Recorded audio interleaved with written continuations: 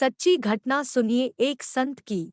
वे एक बार वृंदावन गए, वहां कुछ दिन घूमे फिरे, दर्शन किए। जब वापस लौटने का मन किया तो सोचा भगवान को भोग लगाकर कुछ प्रसाद लेता चलूं। संत ने रामदाने के कुछ लड्डू खरीदे, मंदिर गए, प्रसाद चढ़ाया और आश्रम में आकर सो गए। सुबह ट्रेन पकड़नी थी, अगले दिन ट्रेन से चले। सुबह वृंदावन से चली ट्रेन को मुगलसराय स्टेशन तक आने में शाम हो गई। संत ने सोचा अभी पटना तक जाने में 3-4 घंटे और लगेंगे, भूख लग रही है, मुगलसराय में ट्रेन आधे घंटे रुकती है, चलो हाथ पैर धोकर संध्या वंदन करके कुछ पा लिया जाए। संत ने हाथ पैर धोया और लड्डू खाने के लिए डिब्बा खोला। उन्होंने देखा लड्डू में चींटे लगे हुए थे। उन्होंने चींटों को हटाकर 1-2 लड्डू खा लिए। बाकी बचे लड्डू प्रसाद बांट दूंगा ये सोचकर छोड़ दिए। पर कहते हैं न संत हृदय नवनीत समाना, बेचारे को लड्डुओं से अधिक उन चींटों की चिंता सताने लगी। सोचने लगे ये चींटे वृंदावन से इस मिठाई के डिब्बे में आए हैं। बेचारे इतनी दूर तक ट्रेन में मुगलसराय तक आ गए।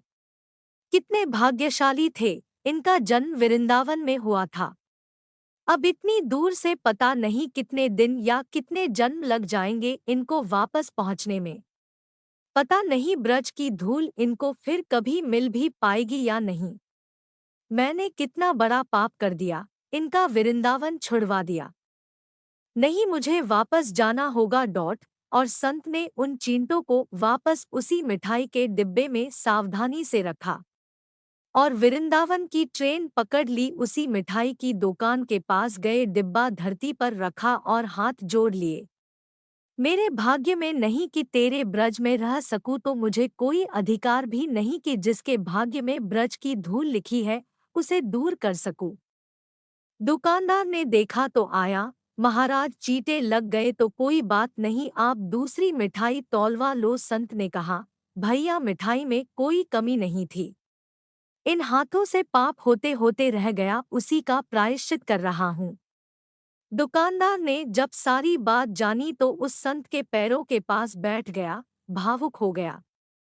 इधर दुकानदार रो रहा था, उधर संत की आंखें गीली हो रही थी।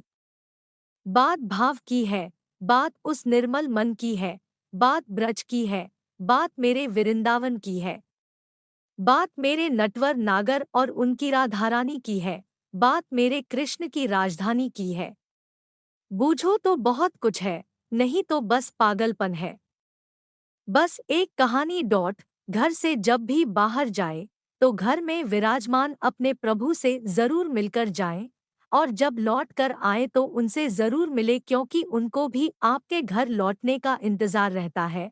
घर में यह नियम बनाइए कि जब भी आप घर से बाहर निकले तो घर में मंदिर के पास 2 घड़ी खड़े रहकर कहें प्रभु चलिए, आपको साथ में रहना है।